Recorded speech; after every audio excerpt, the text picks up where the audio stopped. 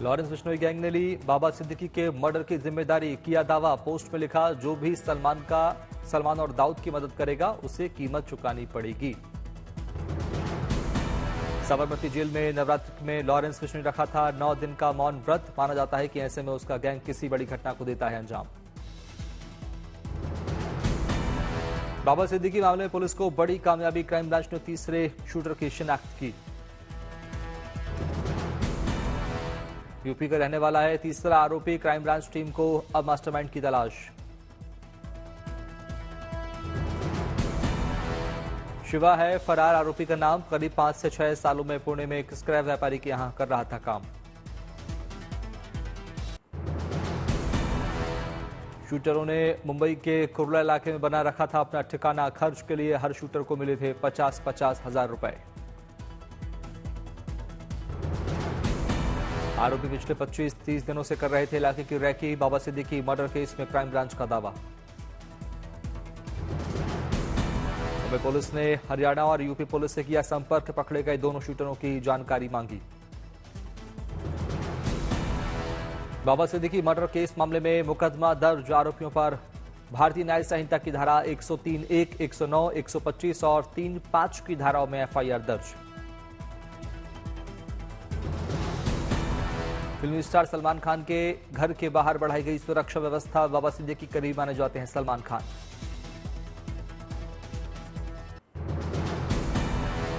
देश भर में जारी आरोपियों की तलाश। मुंबई क्राइम ब्रांच की 15 टीम अलग अलग राज्य में भेजी गई। राहुल गांधी ने बाबा सिद्दीकी के दुखद निधन पर जताया शोक। बोले, कठिन समय मेरी संवेदना उनके परिवार के साथ। बाबा सिद्दीकी के निधन पर तेजस्वी यादव ने जताया शोक। कानून व्यवस्था पर उठाए सवाल। संजय राउत ने बाबा सिद्दीकी मामले को लेकर शिंदे सरकार को घेरा। कहा, अपराधियों को कानून का डर नहीं, पुलिस से भी कोई डर नहीं। बाबा सिद्दीकी को राजकीय सम्मान के साथ दी जाएगी विदाई। मुख्यमंत्री शिंदे ने दिया निर्देश।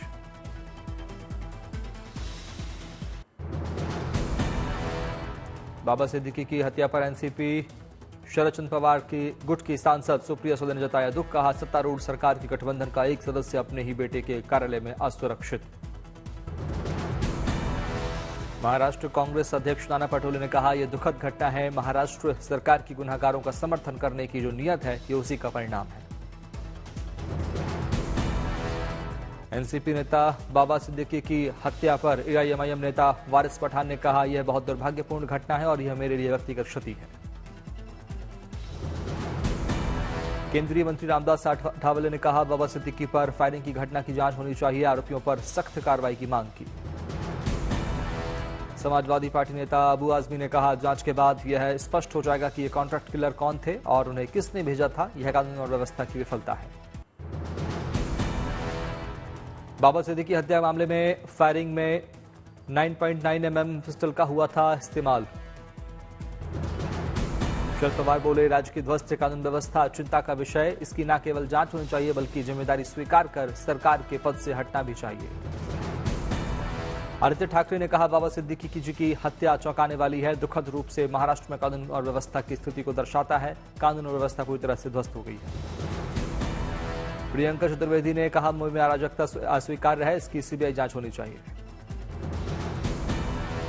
बाबा सिद्दीकी की हत्या पर भावुक हुए खड़गे, कहा, यह मेरी निजी शक्ति है। यूपी उपचुनाव को लेकर आज दिल्ली में बीजेपी की हाई लेवल मीटिंग। टिकट बंटवारे से लेकर कई मुद्दों पर चर्चा होने की संभावना। उत्तर प्रदेश की 10 सीटों पर उपचुनाव की चर्चा में शामिल होंगे बीजेपी अध्यक्ष जेपी नड्डा और गृह मंत्री अमित शाह। बीजेपी अध्यक्ष भूपेंद्र चौधरी और सीएम योगी दोनों डिप्टी सीएम भी रहेंगे मौजूद। सूत्रों के मुताबिक यूपी में लोकसभा चुनाव में हुए नुकसान की भरपाई उपचुनाव की 10 सीटों को जीतकर पूरा करना चाहती है बीजेपी। करहल, मिल्कीपुर, कटेहरी, कुंदरकी, गाजियाबाद, खैर, मीरापुर, फूलपुर, मंझवा और सीसामऊ पर होना है उपचुनाव। सीटों के समीकरण से बढ़ सकती है बीजेपी की चिंता। हर सीट पर बीजेपी के लिए कई चुनौती। बीजेपी के लिए करहल, कुंदरकी और सीसामऊ मुश्किल सीट। सीएम योगी के लिए उपचुनाव अग्नि परीक्षा।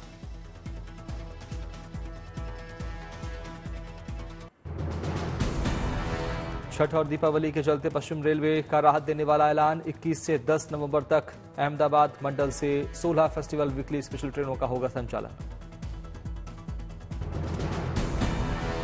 पश्चिम रेलवे ने बढ़ती हुई भीड़ को देखते हुए लिया फैसला, वेटिंग लिस्ट 300 के पार पहुंची। तमिलनाडु में मैसूर दरभंगा एक्सप्रेस हादसे में रेस्क्यू का काम जारी, ट्रैक को किया जा रहा साफ। अब रुड़की में मालगाड़ी को बेपटरी करने की साजिश, रेलवे ट्रैक पर पड़ा मिला gas cylinder.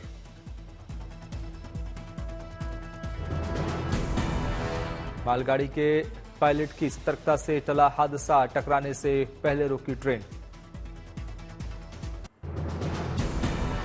Congress chief Mallikarjun खड़गे ने पीएम मोदी पर बोला हमला, कहा लिंचिंग में शामिल रहती है बीजेपी, पीएम को कांग्रेस को अर्बन नक्सल कहने का हक नहीं। पीएम मोदी को घेरते हुए बोले कांग्रेस अध्यक्ष मल्लिकार्जुन खड़गे, कहा आतंकियों की पार्टी है बीजेपी, शेड्यूल कास्ट और आदिवासियों पर जुर्म ढाती है बीजेपी। खड़गे ने आरएसएस चीफ मोहन भागवत पर कसा तंज, कहा भारत हो या बांग्लादेश, अल्पसंख्यकों पर अत्याचार नहीं होना चाहिए। आरएसएस चीफ मोहन भागवत के बयान पर खड़गे का हमला, बोले लोगों को बांटने का काम भागवत और बीजेपी ही करती है, बीजेपी को सपोर्ट करते हैं भागवत। हरियाणा में कांग्रेस की हार को लेकर खड़गे ने उठाए सवाल, कहा देश बोल रहा था कांग्रेस जीतेगी, लेकिन ऐसा क्या हुआ कि हम हार गए, हम मंथन कर रहे हैं।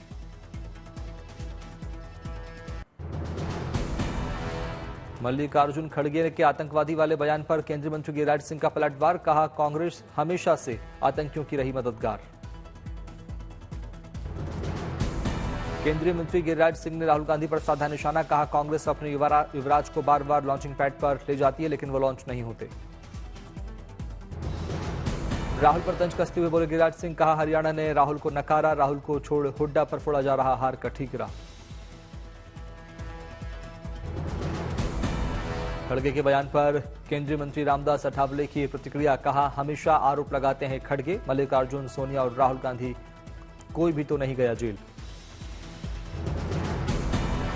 हरियाणा में हार के बाद ओवैसी ने भी कांग्रेस पर बोला धावा, कहा अगर मोदी को हराना है तो सबको साथ लेकर चलना जरूरी, महाराष्ट्र चुनाव को लेकर किया सावधान। विधानसभा चुनाव से पहले महाराष्ट्र में शक्ति प्रदर्शन, शिंदे और उद्धव ने एक दूसरे पर जमकर साधा निशाना। शक्ति प्रदर्शन में एकनाथ शिंदे ने किया शिवसेना को आजाद कराने का किया दावा, उद्धव ठाकरे बोले हम हैं असली शिवसेना।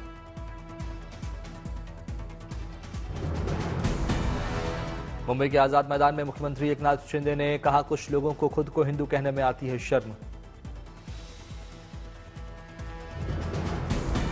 विधानसभा चुनाव को लेकर एकनाथ शिंदे का बड़ा दावा, कहा महाराष्ट्र में भी आएंगे हरियाणा जैसे परिणाम। शिंदे गुट पर शिवसेना, उद्धव बालासाहब ठाकरे गुट के अध्यक्ष उद्धव ठाकरे का वार, कहा भ्रष्टाचार में लिप्त महायुति सरकार, महायुति ने सिर्फ वोट से छत्रपति शिवाजी की मूर्ति बनवाई जो गिर गई।